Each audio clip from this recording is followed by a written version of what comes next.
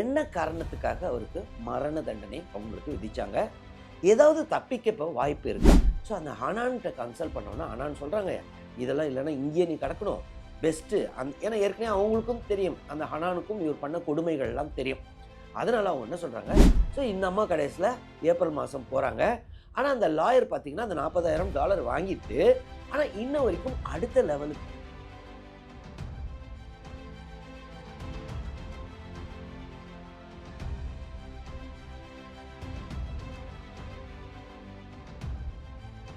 வணக்கம் இஸ்ரேல் ஜபசை.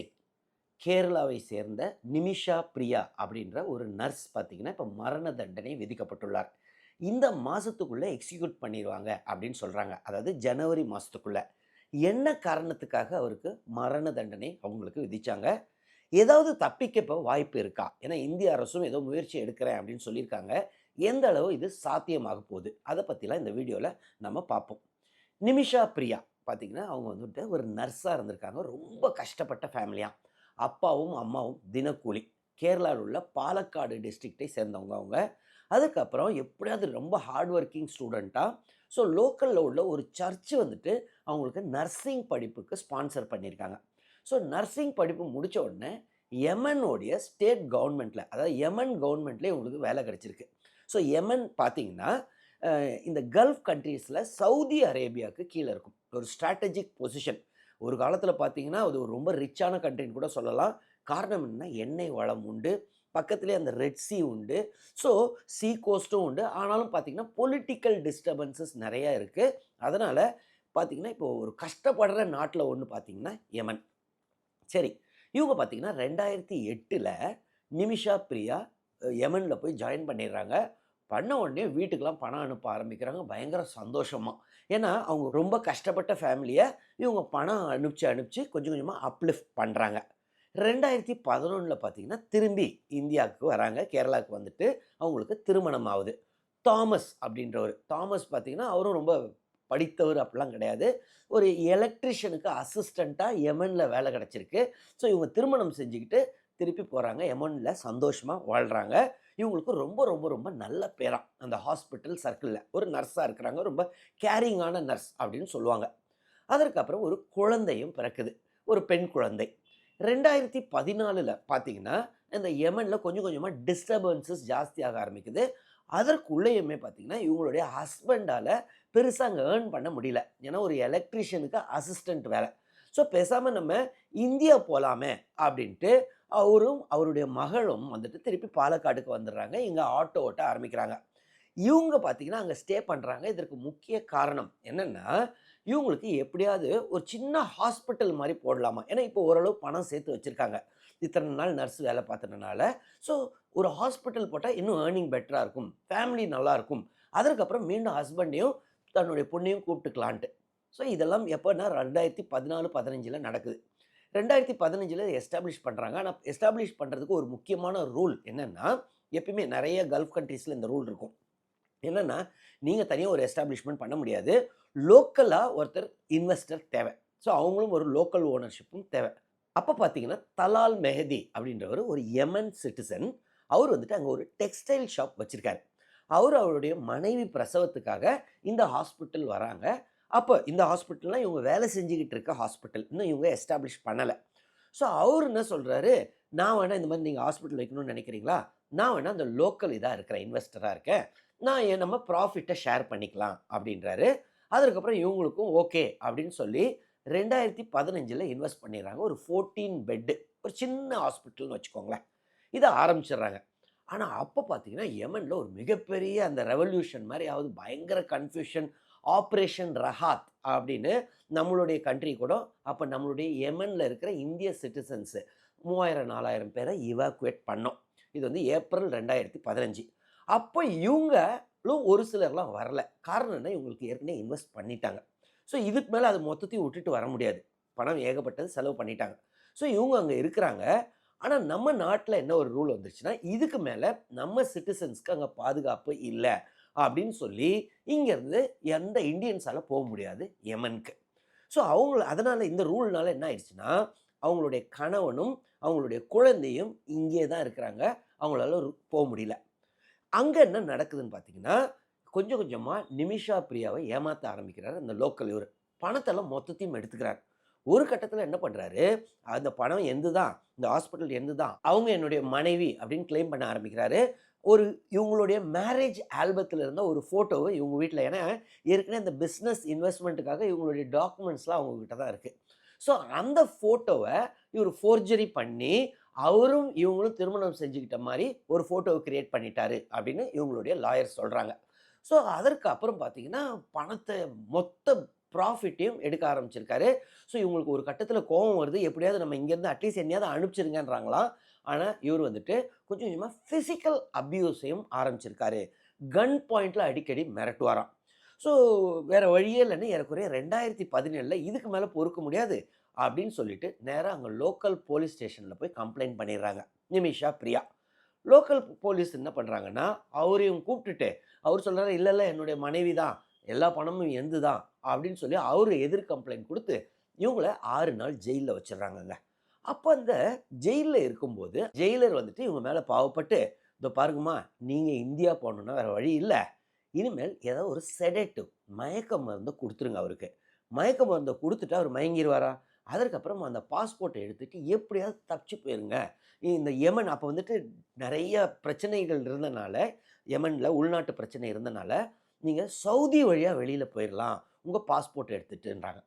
சரின்ட்டு இவங்களும் அந்த ஜெயில்லேருந்து திரும்பி வந்த உடனே, அவருக்கு வந்துட்டு இந்த செடேட்டிவ் மயக்க மருந்த குடுக்குறாங்கங்க.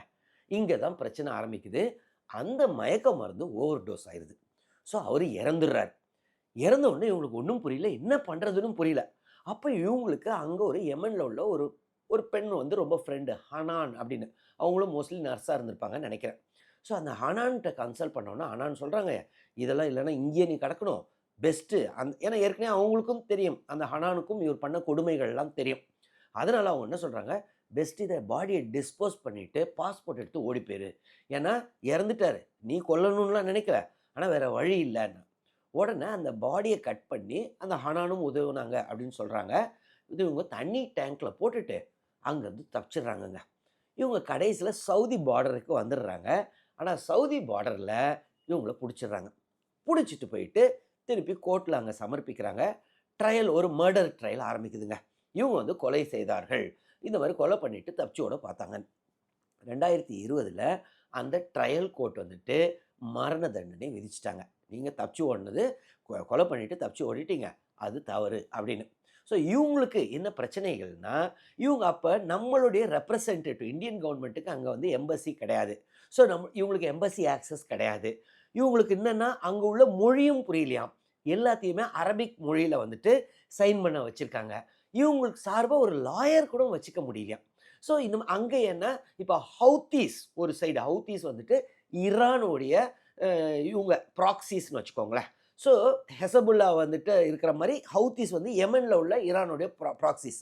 ஸோ ஹவுத்தீஸ் ஒரு சைடு, சவுதி சைட்லேருந்து இன்னொரு ஒரு குரூப் இருக்கு. ஸோ சவுதி வெர்சஸ் ஈரான்னால தான் யெமன்ல இவ்வளோ குழப்பங்கள் அப்படின்னு சொல்லலாம். ஸோ இந்த சூழல்ல இவங்களுக்கு லாயரும் இல்ல, எம்பசி ஆக்சஸும் இல்ல. கடைசியில மரண தண்டனை விதிக்கப்படுகிறார். அதுக்கப்புறம் அப்பீல் பண்றாங்க. அங்க உள்ள சுப்ரீம் கோர்ட்டுக்கு ஈக்குவலன்ட்டான இதுல. அது 2023ல என்ன தீர்ப்பு சொல்றாங்கன்னா, இல்லங்க இவங்க மேல தவறு இருக்கு.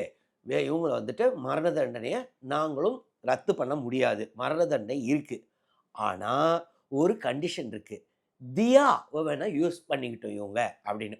ஸோ தியா அப்படின்னா என்னன்னா, இஸ்லாமிக் லா பிரகாரம் ஒருத்தர் இன்டென்ஷனலா கொலை பண்ணல. அதாவது கொலையோ இல்ல ஏதோ ஒரு பாதிப்பு கொண்டு வரல. அதாவது தெரியாம நடந்துருச்சு அப்படின்னா, அதற்கு பதிலா பிளட் மனி அப்படின்னு சொல்லுவாங்க. அதாவது அதற்கு ஈடா பணத்த குடுக்கலாம். புரொவைடட் அது வந்து அவங்க தெரியாம பண்ணியிருக்கணும். 2வது அந்த விக்டிம் உடைய ஃபேமிலி இருக்காங்கல்ல, அந்த ஃபேமிலியும் இத அக்செப்ட் பண்ணணும். சரி மன்னிச்சு விட்டுறோம். தெரியாம தானே பண்ணாங்க. மன்னிச்சு விட்டுறோன்ட்டு, அதற்கு அவங்க பணம் டிமாண்ட் பண்ணுவாங்க. ஸோ இது பார்த்தீங்கன்னா, இந்த தியான்ற பிராக்டிஸ் வந்துட்டு பாகிஸ்தான்ல இருக்கு, ஈரான்ல இருக்கு, சவுதியில இருக்கு, யெமன்லயும் இருக்கு. ஆனா ஒரு முக்கியமான கண்டிஷன் தெரியாம பண்ணியிருக்கணும். ஸோ இவங்க தெரியாம தான் பண்ணாங்கன்னு இப்ப சுப்ரீம் கோர்ட் அப்ப முடிவு பண்ணிட்டாங்க.